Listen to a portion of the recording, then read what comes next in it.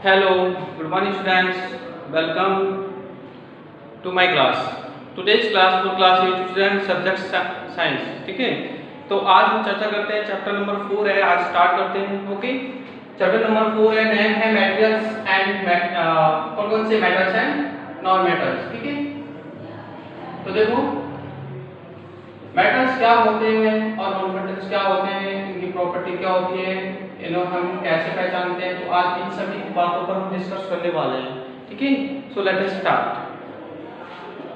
देखो मेटल्स और non metals में हम किस प्रकार मतलब इनको अलग कर सकते हैं ना, यानी मेटल्स और नॉन मेटल्स होते हैं, उनकी कुछ प्रॉपर्टीज होती है जिनके आधार पर हम इनमें पहचान कर सकते हैं और इनमें हम ये बता सकते हैं कि मेटल है या नॉन मेटल है। ठीक है, विदाउट नॉलेज ऑफ प्रॉपर्टीज, ठीक है, वी कैन नॉट से हु इज मेटल और who is not metal. Okay, तो देखते हैं कि क्या क्या प्रॉपर्टी होती है। तो देखो मेटल्स क्या होते हैं, पहले मैं आपको कुछ एग्जांपल देता हूँ। जैसे आयरन है यानी लोहा, ठीक है, और तांबा है ना, कॉपर बोलते हैं जिसको, चांदी है, सिल्वर बोलते हैं जिसको, ठीक है, एल्युमिनियम है, ये सारे क्या है, मेटल्स हैं। ठीक है, और नॉन मेटल्स क्या हैं, जैसे लकड़ी, ठीक है, वुड लकड़ी और प्लास्टिक, ठीक है, एंड काफ़ी सारे नॉन मेटल, मिट्टी भी नॉन मेटल है ना, और ठीक है, स्टोन वगैरह जो भी है नॉन मेटल है। ठीक है, तो ऐसा क्यों होता है कि नॉन मेटल है वो मेटल है। तो देखो कुछ प्रॉपर्टीज होती हैं, अगर वो कोई भी मटेरियल अगर मेटल्स की प्रॉपर्टी को शो करता है तो that can be said that is the metal, और नॉन मेटल की प्रॉपर्टी को शो करता है दैट कैन बी से दिस इज नॉन मेटल। ठीक है, तो हम इनमें जो अंतर है वो इसी हिसाब से करेंगे। तो चलो स्टार्ट करते हैं अपना चैप्टर। ठीक है, ओके, देखो पहले हम पढ़ते हैं physically properties of the metals. तो देखो फिजिकली प्रॉपर्टी क्या होती है। देखो have you ever seen a blacksmith beating on the iron piece, यानी कि आपने लोहार को देखा है जो कि आयरन पीस को यानी लोहे के टुकड़े को बीट करता है, फिर पीटता है, मेड बाय द आयरन, जैसे स्पेड, शॉवल्स, एक्स यानी कुल्हाड़ी वगैरह बनाने के लिए, या फिर कुछ है ना एग्रीकल्चर जो है इक्विपमेंट्स बनाने के लिए। Change in the shape of the this articles are beating, यानी कि इन आर्टिकल्स को बनाने के लिए, इनकी शेप को बनाने के लिए हमें उसको यानी लोहे को बीट करना पड़ता है। ठीक है, at a similar change of the we try to beat the wood log. तो इस प्रकार जैसे हम उस लोहे के साथ में कर रहे थे, क्या हम लकड़ी के साथ में कर सकते हैं? ठीक अबाउट दैट, यानी लकड़ी को हम पीट के ऐसे कुल्हाड़ी वगैरह बना सकते हैं, कुछ कर सकते हैं? नो। ठीक है, तो यानी कि नहीं बना सकते पीट पाट के। तो ठीक है, तो यानी कि जो प्रॉपर्टी हम अभी हम देखे हैं किसमें, आयरन में, ठीक है, तो वो आपको लकड़ी में नहीं दिखाई देती। इट मीन्स क्या, it means both are different, yes they are both are different. Iron also a metal and wood also known as a non metal. ठीक है, यानी मेटल्स की प्रॉपर्टी होती है यानी कि उसको पीट के पतले चादर में ढालना या फिर उसको, ठीक है, ये प्रॉपर्टी होती है मेलेबिलिटी। चलो तो हम आज इनकी प्रॉपर्टी के बारे में देखेंगे। तो देखो page number 45, you saw that the shape of the iron nail and the aluminum wire change on the beating, यानी कि एल्यूमिनियम वायर है उनको हम बीट करते हैं तो वो उनकी शेप बदल जाती है। If they were beaten harder these could be changed into sheet, अगर इनको ज़्यादा पीटा जाए तो हम इनकी पतली चादर भी बना सकते हैं। जैसे हम देखते हैं ना हमारे काफ़ी जो घर में कमाने वाली चीज़ें होती है वो इसी टाइप की होती है। You might to familiar with the silver foil, है ना, जैसे सिल्वर फॉइल होते हैं, है ना, जिससे हम खाना वगैरह पैकेजिंग करते हैं, तो वो ही इसका ही एग्जांपल है मेलेबिलिटी का, है ना, यानी कि इसको सिल्वर को पीट के पतली चादर में बनाना। तो देखो you must also a familiar with the aluminium foil use the wrapping food and the property of the metals which they can be written into the thin sheets called malleability, यानी कि जो फॉइल है aluminium foil जिससे हम खाना वगैरह packaging करते हैं, ठीक है, और जो सिल्वर फॉइल होती है, ठीक है, वो कुछ शीट्स वगैरह हमें काम आती है। तो मतलब ये जो हमने बनाया है वो मैग्नेटिक प्रॉपर्टी के अकॉर्डिंग बनाया है, यानी कि मेटल्स में ये प्रॉपर्टी होती है। इसलिए आगे देखो, have you notice metal like कोयला है, पेंसिल है, lead to be do not show this property, जैसे कोयला है या पेंसिल की लीड है, ठीक है, ये इस प्रॉपर्टी को शो करते हैं मैग्नेटिक को? नो। ठीक है, अगर हम इनको अगर पीटते हैं तो ये क्या हो जाते हैं, है ना, टूट जाते हैं, यानी कि ये इस प्रॉपर्टी को शो नहीं करते because these are non metal. Okay, can you hold a hot metallic pan which without a plastic or the wooden handle and not get hurt? ठीक है, perhaps not, why? Try to list some other experience in which the wooden or plastic handle protect our being hurt and the handling of the things। देखो ये कह रहा है कि क्या आपने जैसे मान लीजिए हम किसी चीज़ को बनाते हैं, है ना, जैसे हम घर के बर्तनों को खाना बनाने में यूज करते हैं, तो हमने देखा होगा उनका जो हैंडल होता है, ठीक है, वो एक अलग जो होते हैं अलग चीज़ का बना होता है, जैसे हम बोलते हैं नॉन मेटल, ठीक है। अब सोचो हैंडल नहीं होता और सिर्फ आपका बर्तन होता, तो आप बर्तन को बिना मतलब हैंडल के उठाते तो देन क्या होता, आपको तकलीफ होता। यानी कि जो हैंडल होता है वो होता है non metal product, non metal material, ठीक है। तो नॉन मेटल जो मटेरियल की जो प्रॉपर्टी होती है वो मेटल से डिफरेंट होती है, और मेटल्स का आल्सो भी डिफरेंट इन नॉन मेटल्स, ठीक है। तो यही फर्क है। तो देखो the basis of that you see that the conduction of the heat would blasting node, है ना, यानी कि हीट का कंडक्शन होना, यानी कि हीट का कंडेंसेशन होना या फिर हीट का कंडक्शन होना किस में शो करता है, कंडक्टर्स में शो करता है। कंडक्टर्स क्या होते हैं, मेटल्स होते हैं, यानी metals, all metals are good conductor of electricity, ठीक है, बट नॉन मेटल्स, ठीक है, are bad conductor of electricity, ठीक है। नॉन मेटल जो है इलेक्ट्रिसिटी और हीट दोनों ही बैड कंडक्टर होते हैं, तो इसी टाइप से हम उनका यूज उसी हिसाब से लेते हैं, ठीक है। चलो इनके बारे में हम बराबर देखेंगे सबके, तो आगे देखो you observe that iron rod, nail and the copper wire are good conductor while rolled sulfur piece and the pieces of the poor conductor। यानी कि जो आयरन नेल होता है, फिर या लोहे का टुकड़ा होता है, फिर लोहा होता है, कॉपर होता है, ये क्या होते हैं, गुड कंडक्टर होते हैं किसके, हीट के। तो ध्यान देना, देखो सबसे जो ऊपर की एजी का मतलब सिल्वर, ठीक है, सिल्वर का सिंबल होता है एजी। ये क्या होता है, सबसे ज्यादा कंडक्टिविटी शो करता है, हाई कंडक्टिविटी, इसकी क्या होती है, हाई कंडक्टिविटी होती है, ठीक है। और उससे नीचे आता है कॉपर, और फिर उससे नीचे आता है आयरन, फिर एल्यूमिनियम, ठीक है, ओके, और भी आते हैं नीचे। चलिए सबसे ज़्यादा इसकी होती है, लेकिन हम इसको यूज़ नहीं करते हैं इलेक्ट्रिसिटी में ना, है ना, because this is are so expensive, okay. चलो हम जो ज़्यादा यूज करते हैं वो कॉपर वायर यूज करते हैं, क्योंकि ज़्यादा एक्सपेंसिव भी नहीं है और अच्छी क्वालिटी का कंडक्टिविटी शो करता है, ठीक है। तो देखो where do you find the uses of the aluminium and the copper wires, यानी कहाँ पर आप कॉपर वायर और एल्यूमिनियम वायर का यूज करते हो। तो देखो कॉपर वायर का जो यूजेज होता है वो बहुत ज़रूरी होता है, क्यों, क्योंकि कॉपर जो होता है अच्छी कंडक्टिविटी को शो करता है ना, एक गुड कंडक्टर होता है।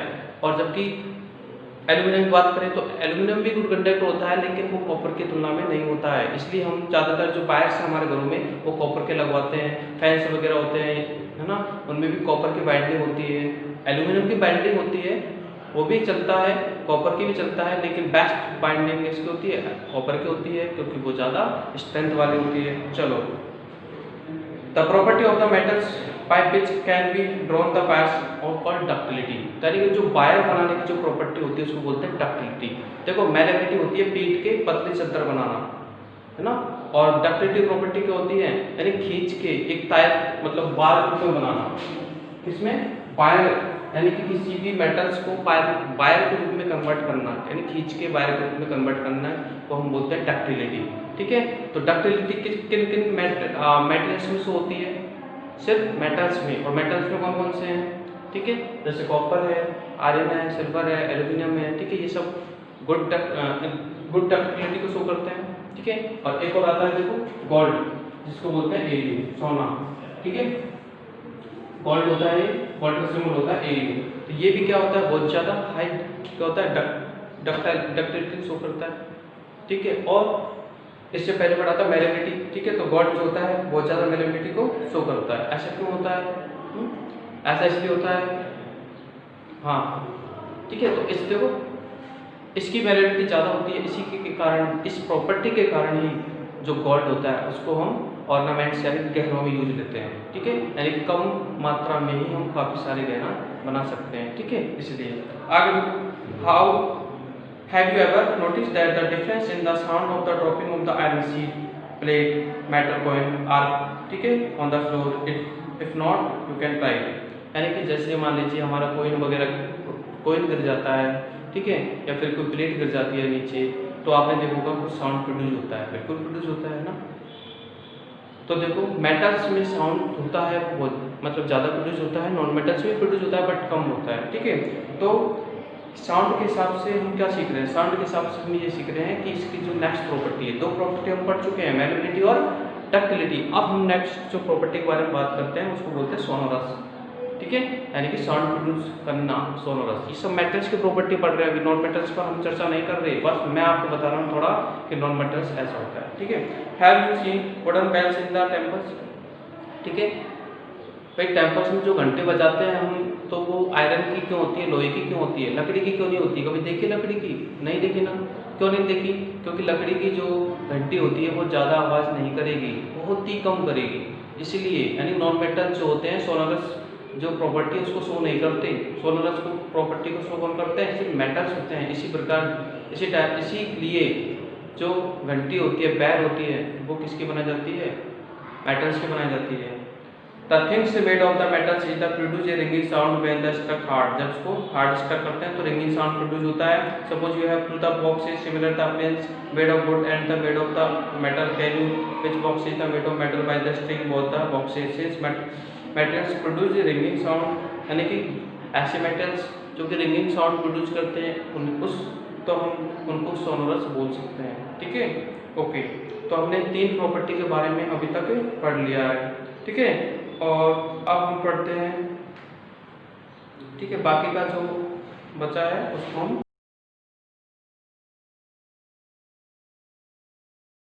और आज हम बात करते हैं मेटल्स एंड नॉन मेटल्स की प्रॉपर्टी के बारे में।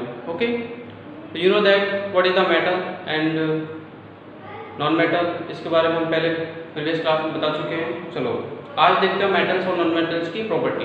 तो मेटल्स और नॉन मेटल्स की जो प्रॉपर्टी होती है वो दो टाइप से होती है, एक होती है फिजिकली प्रॉपर्टी और एक होती है केमिकली प्रॉपर्टी। फिजिकली प्रॉपर्टी में क्या क्या आता है तो हमने पहले पढ़ लिया था, मेलेबिलिटी वगैरह आती है, डक्टिलिटी आती है, ठीक है, लास्टर सोनोरस, ठीक है, और good conduct of heat and the electricity, ठीक है, ये सब फिजिकल प्रॉपर्टी होती है। तो the material which generally possess this property are called the metals, यानी कि ऐसे मटेरियल जो कि इन प्रॉपर्टी का पालन करते हैं उनको हम बोलते हैं मेटल्स, और जो नहीं करते उनको क्या बोलते हैं? नॉन मेटल्स, ठीक है। The example of the metals जैसे आयरन है, कॉपर है, हम पहले बता चुके हैं, और एल्यूमिनियम है, ठीक है, और कैल्शियम, मैग्नीशियम, इट्स, ठीक है। कॉन्ट्रास्ट मटेरियल्स लाइक कोयला है, देखो सल्फर है, ये क्या है? नॉन मेटल है क्योंकि सॉफ्ट होते हैं, और they break down into the powdery mass the tapping with the hammer, यानी जब इनको हैमर से पीटा जाता है तो ये पाउडर के रूप में ब्रेक डाउन हो जाते हैं, ठीक है। तो दे आर नॉट सोनोरस, ये सोनोरस भी नहीं होते, है ना, यानी साउंड प्रोड्यूस नहीं करते। तो दे आर क्या है? पुअर कंडक्टर ऑफ हीट, और ये हीट के भी क्या होते हैं? पुअर कंडक्टर होते हैं, यानी कि हीट को भी फ्लो नहीं करते। तो इस प्रकार से यानी कि ये जो मैंने आपको बताया है ये सभी क्या है जो प्रॉपर्टीज होती हैं उनका पालन नहीं करते, इसलिए ये क्या है? नॉन मेटल है। ओके, अब देखो नॉन मेटल के एग्जांपल है जैसे सल्फर है, कार्बन है, ऑक्सीजन है, फास्फोरस है, ये सभी हैं क्या होते हैं? नॉन मेटल्स होते हैं। वुड है, ये भी नॉन मेटल्स है, ठीक है। चलो अब देखो सोडियम और पोटेशियम सॉफ्ट होते हैं और इनको हम क्या कर सकते हैं? काट भी सकते हैं नाइफ से, ठीक है। और देखो मरकरी को जिसको हम पीवी बोलते हैं, यानी मरकरी को पीवी से डिनोट करते हैं। और मरकरी क्या होता है? एक मेटल होता है जो कि एक लिक्विड फॉर्म में होता है। क्या होता है? लिक्विड फॉर्म में होता है। तो लिक्विड फॉर्म में होने के बावजूद भी ये मेटल है, तो ये क्या है? एक्सपेक्टेशन है, मतलब ये अब बात है, ठीक है। तो आपको ध्यान रखना है which is the metals in liquid form, तो आपको ध्यान रखना है, ठीक है।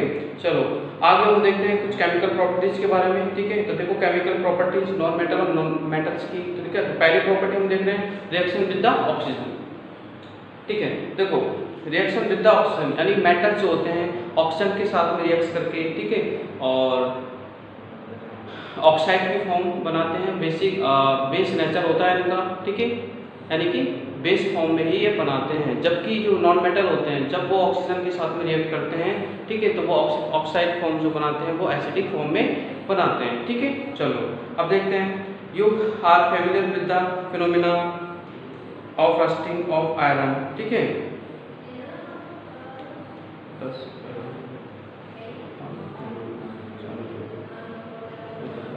Recall the reaction, देखो which rust is the form you have also performed in the class 7 यानी क्लास 7 में हम मैग्नीशियम का रिबन वाला जो एक्सपेरिमेंट है वो कर चुके हैं। उससे हम ये देखते हैं कि ऑक्सीजन गैस वहाँ से प्रोड्यूस होती है। तो देखो now recall the activity of the burning magnesium ribbon, ठीक है।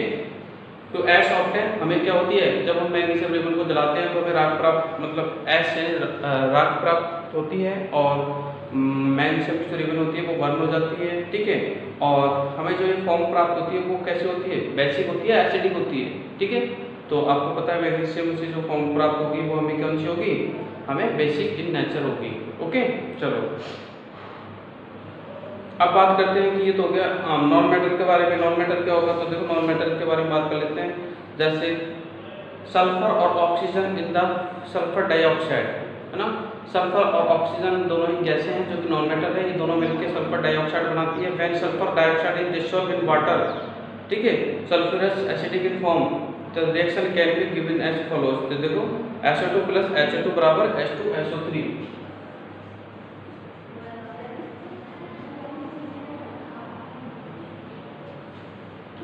H2SO3,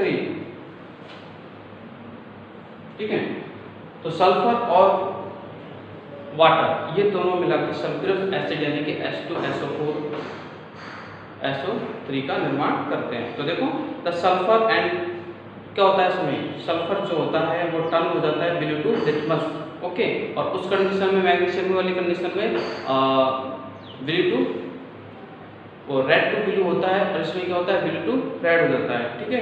recall the name of the some of the laboratories acid and bases you have the read in class 7, ठीक है। Identify the metal non metals present in them which forms oxidised with the oxygen, ठीक है। चलो देखो reaction with water. अब हम आगे बढ़ते हैं कि पानी के साथ में अगर हम उनका रिएक्शन कराते हैं मेटल्स और नॉन मेटल्स का तो क्या होता है। तो देखो आपको पता है सोडियम जो मेटल होता है, सोडियम जिसको Na से डिनोट करते हैं, और सोडियम मेटल होता है वो क्या होता है, हाईली रिएक्टिव होता है, बहुत ही ज़्यादा रिएक्टिव होता है। इतना ज़्यादा रिएक्टिव होता है कि हम उसको खुले में नहीं रख सकते, इसलिए उसे कैरोसिन में हमेशा डुबो के रखा जाता है, ठीक है। क्योंकि कैरोसिन वो रिएक्शन नहीं करता है और खुले एनवायरनमेंट में वो बहुत ही ज़्यादा विग्रोसली यानी तेज़ी से क्या करता है, रिएक्शन करता है, ठीक है। ओके चलो देखते हैं। You have observe that sodium react vigorously with the water, यानी पानी के साथ में बहुत जल्दी रिएक्ट करता है। Some other metals did not do so, यानी कि और मेटल्स होते हैं वो ऐसा नहीं करते हैं। एग्जांपल जैसे आयरन है रिएक्ट विद वाटर स्लोली, है ना। लोहा है, लोहा पानी के साथ में रिएक्शन तो करता है बट बहुत स्लोली करता है। Generally non metals do not react with the water, यानी कि नॉन मेटल ज़्यादातर क्या होते हैं, वाटर से रिएक्ट नहीं करते हैं, सिर्फ मेटल करते हैं और वो भी अलग अलग फॉर्म में करते हैं। Such as non metal are the stored in water, इसलिए नॉन मेटल्स को क्या है, पानी में स्टोर करके रखा जाता है। और कैसे रखा जाता है, फॉर एग्जाम्पल देखो फास्फोरस होता है, तो फास्फोरस होता है ना वो क्या है, बहुत ज़्यादा रिएक्टिव होता है, ठीक है। सोडियम से ज़्यादा रिएक्टिव होता है फास्फोरस, ठीक है। और ये इस सोडियम को तो हम कैल्शियम में रखते हैं, लेकिन फास्फोरस होता है उसको हम ऑक्सीजन के संपर्क में भी नहीं रख सकते, क्योंकि ऑक्सीजन के संपर्क में आने पर वो एकदम क्या होता है, बर्न हो जाता है, जल जाता है, ठीक है। तो इसलिए हमेशा जो फास्फोरस होता है उसको हम पानी में ही रखते हैं, ओके। यानी कि फास्फोरस क्या है, नॉन मेटल है और वो रिएक्ट नहीं करता है, ठीक है। चलो अब हम पढ़ते हैं next reaction with the acids, ठीक है। एसिड्स के रिएक्शन करवाते हैं तो क्या होता है, तो देखो metals and non-metals react with acids. What they could do, the pops out in some cases into the when a burning match stick is what near the mouth of the test tube. जब test tube के पास में burning यानी कि match stick को, चलती हुई stick को हम लेके आते हैं तो पॉप साउंड प्रोड्यूस होता है। You must have found that non metal generally do not react with acids and metals react with acids and produce hydrogen gas, है ना। यानी नॉन मेटल जो होते हैं ज़्यादातर जो है एसिड से रिएक्ट नहीं करते हैं, लेकिन जो मेटल्स होते हैं वो एसिड से रिएक्ट करते हैं और हाइड्रोजन की फॉर्म में बनाते हैं, ठीक है। You must have notice that copper does not react with the delete hydrochloric, यानी कॉपर जो होता है हाइड्रोक्लोरिक से रिएक्शन नहीं करता है acid even to heating but react with the sulphuric acid, लेकिन सल्फ्यूरिक एसिड से रिएक्ट करता है। What does the pop sound indicate, यानी पॉप साउंड जो होता है वो उससे क्या इंडिकेट होता है। तो देखो as before the pop sound indicate the presence of the hydrogen gas, यानी कि जैसे पॉप साउंड आएगा उसका मतलब ये है कि हाइड्रोजन गैस रिलीज हो रही है। तो metals react with sodium hydroxide to produce hydrogen gas, यानी कि सोडियम हाइड्रोक्साइड से जो मेटल्स रिएक्ट करते हैं वो हाइड्रोजन गैस को प्रोड्यूस करने के लिए ही करते हैं। Reaction of non metals with bases are complex, और नॉन मेटल जो होते हैं उनकी बेसिस के साथ में रिएक्शन होती है वो कॉम्प्लेक्स यानी जटिल होती है। ठीक है, अब हम नेक्स्ट देखते हैं डिस्प्लेसमेंट रिएक्शन, तो इसके बारे में हम अपनी नेक्स्ट क्लास में चर्चा करेंगे। ठीक है, so thank you so much watching this video, okay bye. जिस टॉपिक पे डिस्कस करेंगे वो है डिस्प्लेसमेंट रिएक्शन। ठीक है, टॉपिक है डिस्प्लेसमेंट रिएक्शन।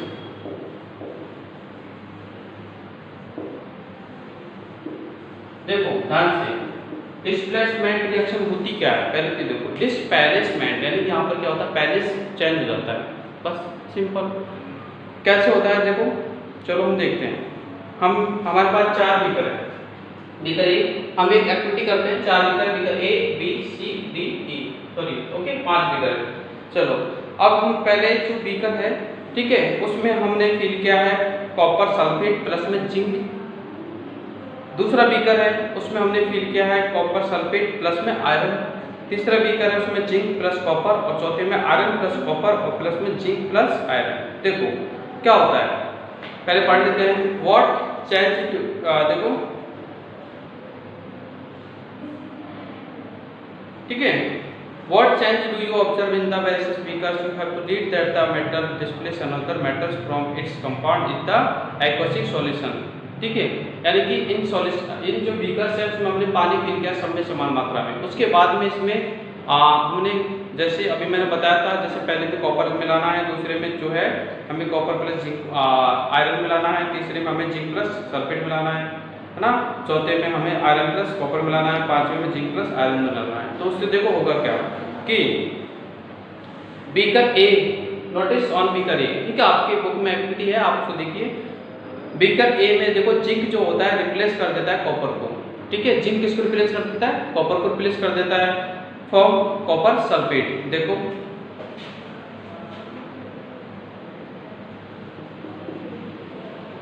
कॉपर जो सल्फेट होता है ना, यानी जिसको हम बोलते हैं CuSO4, ध्यान देना।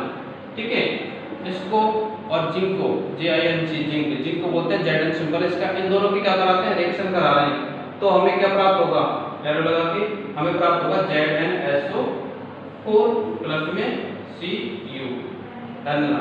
ठीक है, यानी देखो CuSO4 लिया प्लस में जिंक लिया तो ZnSO4 प्लस में Cu मिल रहा है। कहने का मतलब ये जो Zn है आपका इस जगह आ गया Cu की जगह, और Cu कहाँ गया, Zn की जगह गया। देखो Zn जब Cu की जगह जाएगा तो CuSO4 बन गया, सॉरी ZnSO4 बन गया, और Cu इधर चल गया तो ये Cu बन गया। तो कहने का मतलब इस रिएक्शन में, डिस्प्लेसमेंट रिएक्शन में क्या होता है, हमारा बैलेंस जो है बदल जाता है। लेकिन बैलेंस कैसे बदलता है, तो देखो ये देखो, ये क्या है, ये चार्ट है जो कि किसी भी मेटल की रिएक्टिविटी को शो करता है, यानी कि कौन हाई रिएक्टिव होता है, कौन लो रिएक्टिव होता है। तो देखो सबसे ज्यादा जो रिएक्टिव होता है वो होता है पोटेशियम, उससे नीचे होता है सोडियम, लिथियम, बेरियम, ठीक है, फिर स्ट्रोंशियम, फिर कैल्शियम, फिर magnesium, plus aluminium, plus manganese, zinc, iron, cobalt, ये ठीक है। तो ये आपका जो है असेंडिंग ऑर्डर है किसका, रिएक्टिव का, और ये आपका डिसेंडिंग ऑर्डर है किसका, रिएक्टिविटी का। ओके, तो सबसे ज्यादा देखो ये जो मैंने आपको ये दिखा रखा है, ये है हाई रिएक्टिव और ये है थोड़ा लो रिएक्टिव। ओके, तो ध्यान देना कि डिस्प्लेसमेंट कैसे होता है। तो देखो हाई रिएक्टिव वाला मैंने जो एलिमेंट होता है वो लो रिएक्टिव वाले एलिमेंट को डिस्प्लेस कर सकता है, अंडरस्टैंड, लेकिन लो वाला हाई को नहीं कर सकता। देखो you can write down the a reaction tells be in the similar manner, ठीक है, there are could have been displacement from the zinc to copper C and the E, यानी कॉपर जो सी और कॉपर ई है, कॉपर सी और copper ई, अच्छा copper यानी जो बीकर सी में है या फिर ई वाला, यानी दोनों बीकर जो होते हैं बीकर ई और सी, ठीक है। देखो इनमें क्या होता है, इसमें और इसमें क्या होता है, low reactive,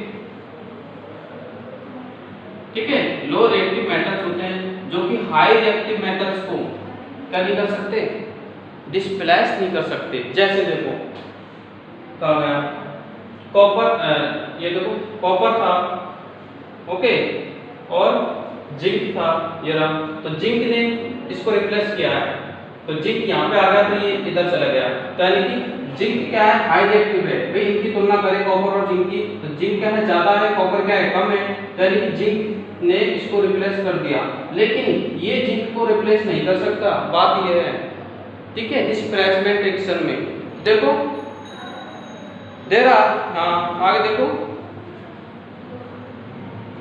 we can infer that copper is not able to replace zinc, यानी कॉपर जो होता है जिंक को रिप्लेस नहीं कर सकता, ठीक है, from the zinc sulfate, but why when zinc can be replaced copper is weaker A, लेकिन weaker A में जिंक ने कॉपर को रिप्लेस कर दिया, ऐसा क्यों है, तो देखो it follows definite rules based on fact, यानी कि ये एक तरह के रूल को क्या करते हैं, फॉलो करते हैं, that the rules here is the zinc is more reactive than the copper iron, यानी कि जिंक जो होता है कॉपर और आयरन से क्या होता है, ज्यादा रिएक्टिव होता है, इसलिए जो वीकर सी और वीकर डी और वीकर ई है, इनका जो इनमें क्या है, डिस्प्लेसमेंट रिएक्शन नहीं पॉसिबल हो सकता, क्यों, क्योंकि इनमें लो रिएक्टिव वाले हाई रिएक्टिव को डिस्प्लेस नहीं कर सकते, लेकिन ए और बी में हाई रिएक्टिव वाले लो रिएक्टिव वाले को डिस्प्लेस कर सकते हैं, तो इनका हो गया।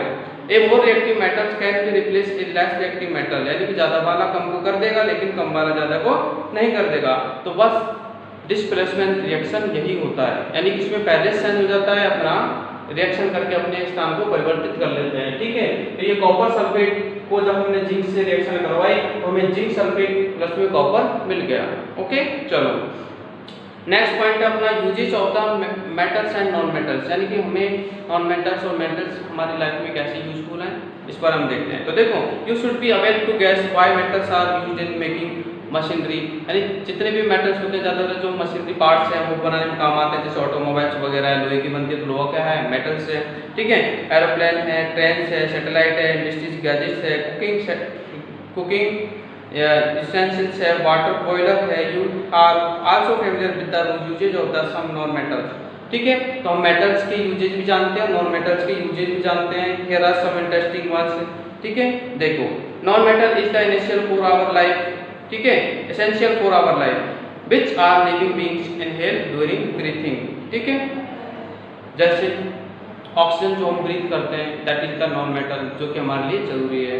Next point, non metals used in fertiliser to the change the growth of the plants, है ना। नॉन मेटल जो है फर्टिलाइजर यानी कि खाद वगैरह में काम आते हैं, जो कि प्लांट की ग्रोथ में यूजफुल होते हैं। दूसरा है non metal useful in water purification, यानी वाटर को प्यूरिफिकेशन करने में भी नॉन मेटल्स जो है क्लोरीन वगैरह जो है हम यूज करते हैं, ठीक है, तो वो भी हमारे लिए इंपॉर्टेंट है। आगे है non metal use in the purple colour solution which is applied on bound and the antiseptic, यानी एंटीसेप्टिक जो होती है उनमें जो कलर को चेंज किया जाता है वो नॉन मेटल के द्वारा ही किया जाता है।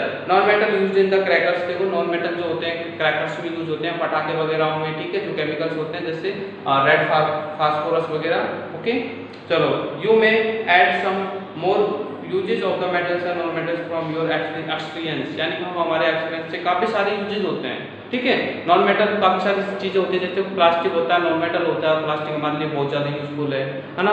और जो मेटल्स और भी होते हैं जैसे गोल्ड है, मेटल्स है, ठीक है, जो कि हम ऑर्नामेंट्स वगैरह में काम में आते हैं, ठीक है। तो आप मेटल्स एंड नॉन मेटल्स को अगर अच्छे से समझ सकते हो देन आप इनके एग्जाम्पल्स और भी अपने आप से दे सकते हो, ठीक है। तो ये आपका चैप्टर के जो दो टॉपिक थे, एक तो डिस्प्लेसमेंट रिएक्शन और एक useful of the metals and non metals, ठीक है। तो ये कंप्लीट हो चुका है और आपका जो चैप्टर है वो भी फिनिश हो चुका है। अब इसके क्वेश्चन आ रहे हैं, आपको नेक्स्ट वीडियो में मिलेंगे, ओके।